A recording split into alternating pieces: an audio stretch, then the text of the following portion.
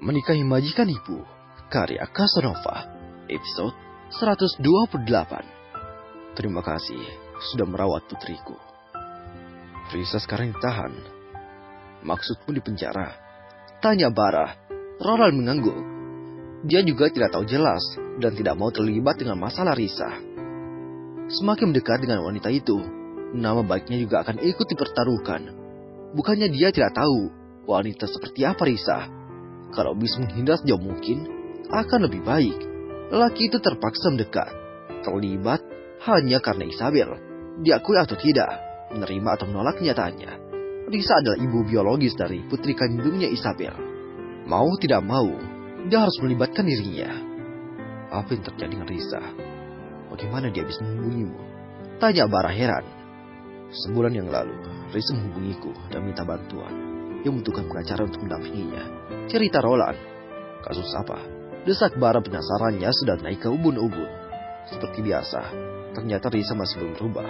Setelah memiliki anak pun masih tetap seperti dulu. Dia dilaporkan oleh istri salah satu pria pakai jasanya. Jelas Roland. Bara menggelengkan kepala. Dan sial bagi Risa.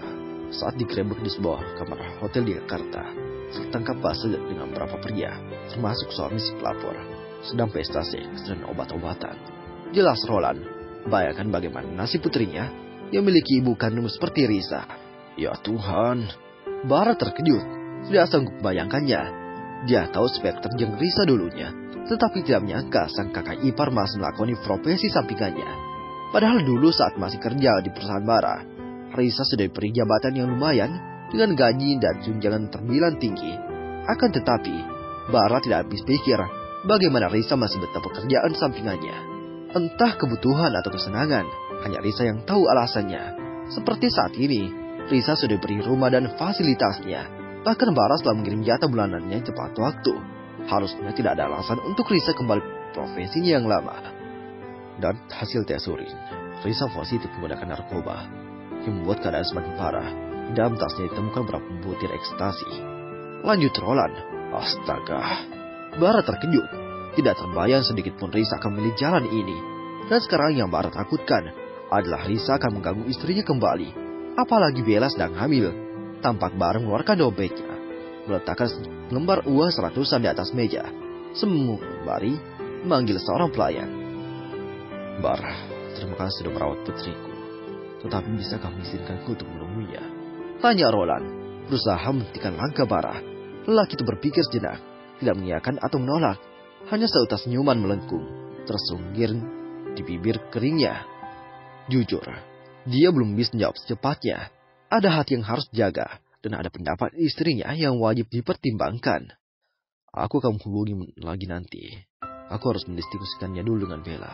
Aku yakin, kamu tahu jelas siapa istriku, dan apa hubungannya dengan Risa. Bara berlalu setelah menjawab pertanyaan Roland, melangkah pergi tanpa menoleh kembali. Malam itu, Bella sudah diizinkan pulang ke rumah sejak tadi pagi. Kondisinya baik-baik saja, hanya sempat terkejut dan tekanan darah sedikit tinggi. Selebihnya, ibu hamil itu sehat walafiat. Bara mendam beban akan kenyataan yang sampaikan Roland tentang sang kakak ipar. Tampak mondar-mandir, layaknya setrikaan sedang berdinas. Berjalan mengitari kamar tidurnya sembari berpikir keras, bimbang dan ragu, menjelaskan atau bungkam saja untuk semua kebenaran yang diungkapkan Roland padanya. Langkah kaki terhenti tepat depan cermin meja rias saat pintu kamar membuka. Aku lelah hari ini mas, tukas Bella, masuk dengan perut yang mulai tercetak jelas daster tidurnya. Berjalan masuk sembari mengusap perutnya. Jalan terlebih dahulu. Kandungan yang berjalan 5 bulan ini mulai terlihat tenang. Tidak ada kericuhan-kericuhan seperti di trimester awal. Kerewelan Bella juga sudah semakin berkurang. Bara cukup paham maksud istrinya. Tanpa bertanya, lelaki itu menghampiri sang istri yang merebahkan diri, terlentang di atas tempat tidur mencari posisi nyamannya. Aku sudah berulang kali mengingatkanmu, Bella. Jangan terlalu dipaksa. Kalau kurang asis di rumah, aku bisa menambah kerja. Ujar Bara. Duduk di sisi ranjang, 10 jarinya sudah menari dari ujung kaki sampai paha istrinya, memijat tanpa diminta. Belakangan Bella memang sering mengeluh kelelahan. Kedua kakinya pun sering kali kram setiap malam. Pijatan Bara yang cukup membantu dan menangkannya sampai tertidur. Ica rewel sekali mas, sudah 2 hari ini tidak mau tidur siang. sering menangis dan tidak sabaran. Keluh Bella berbaring menyamping, mempersilahkan suaminya memijat pinggangnya yang sudah berisi penuh. Kamu tidak menggendongnya kan? Tanya Bara memastikan jemarinya sudah berpindah, mengusap pelan pinggang belakang istrinya memberi pijatan lembut. Ica tidak mau dengan mbaknya. Seharian menempel terus padaku, Mas. Jelas Bella. Sebisa mungkin beri pengertian padanya, Bella. Perutmu sudah besar seperti ini. Aku mengkhawatirkanmu. Ujar Bara. Lelaki itu berhenti mijat, ikut merebahkan tubuh di samping sang istri, mengusap perut Bella dari belakang. Dengan mendekap istrinya, Bara berbisik pelan telinga istrinya. Bella, Risa ditahan. Ucap Bara, mempelit erat tubuh istrinya, memberi kekuatan supaya Bella tidak terlalu terkejut. Bagai petir menyambar, informasi yang disebar sampai ke mancing ketenangan. Mata mengantuk yang terpejam itu bulat dan terjaga. Mas, panggil Bella minta penjelasan lebih. Bara melabuhkan kecupan sembari mendangkam wajahnya di rambut panjang dengan aroma alun dan sitrus. Aku bertemu Roland tadi siang. Dia bercerita banyak. Cerita Bara, akhirnya kata hati membuatnya milih jujur pada sang istri. Saat ini dia sedang mencari cara terbaik, menjelaskan tanpa membuat Bella panik. Apa yang terjadi, Mas? Tanyanya berbalik. Sekarang mereka berbaring berhadapan. Kedatangan kekar itu membingkai indah wajah penasaran Bella, menyunggingkan senyuman. Seperti yang dulu aku pernah ceritakan padamu. Apa yang dilakukan Risa sampai hamil Ica tanpa suami. Dan kali ini, Risa melangkah terlalu jauh. Jelas Bara mencari kalimat paling ringan. Wajah cantik itu mengerutkan dahi. Kak Risa kembali. Ucapan itu menggantung, langsung menutup mulutnya dengan kedua tangan. Ya, dan kali ini kakakmu itu tersandung dan terjatuh. Lanjut Bara. Bagaimana dengan ibu, Mas? Ucap Bella terbata. Bara menggeleng. Aku sudah minta Kevin memastikan semuanya. Aku akan menemuinya di tahanan. Kamu mau ikut? Tanya Bara.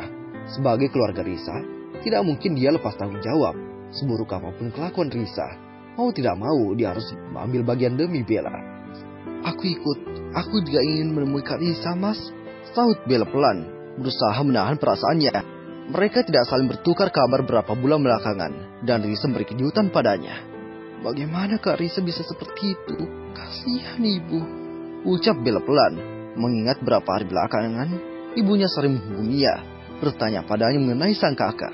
Tidur saja, sudah malam. Ucap Bara mengucup kening Bella sebelum memeluk erat istrinya. Jujur saja, dia juga tidak tahu harus bagaimana.